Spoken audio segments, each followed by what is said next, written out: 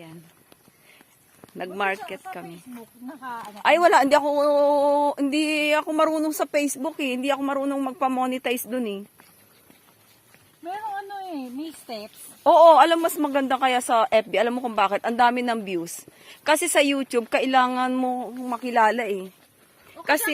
Kasi sa FB, kasi ang mga tao kasi automatic, FB yan eh. Cellphone, automatic FB agad manonood. Kaso nga lang, ang taas ng requirements ng FB kaysa sa YouTube. Okay. Ako nga kasi alam mo sa FB, Diyos ko, kahit, di ba, kahit ano-ano lang, ang taas ng views. Oo. Sa YouTube, kailangan mo ng viewers talaga, mga kaibigan, para manood ng views mo. Yung mga talagang nakasubscribe sa'yo. Ay, sa FB, kahit hindi ka subscriber, automatic may nanonood kasi dadaan at dadaan.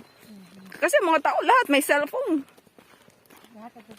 Oo, lahat nagpe-Facebook. Kaso ang taas ng requirements ng FB.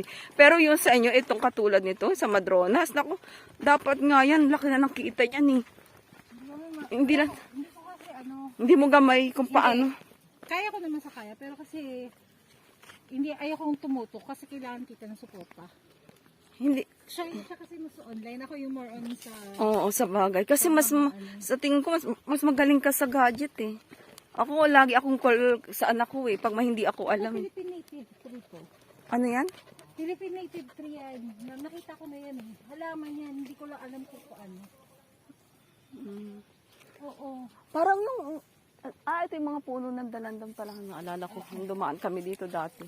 Ayan yung mabulak. Oo, ayan, bulak. Ang pangalan niya mabulak. Familiar sa akin yung punong mabulak. Ano yan, ang bulaklak niyan pula. Pero iba na may-ari nito eh, no? Dito kumuha kami dati dito ng dalandan. May tapa! Pogi! Pogi! Pogi! Bumili kami ng doon sa labas. Toothbrush. Naiwan ko yung toothbrush ko. Ayan.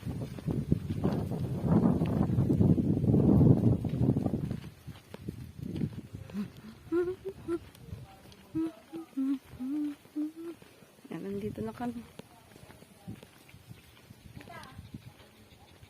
Hello!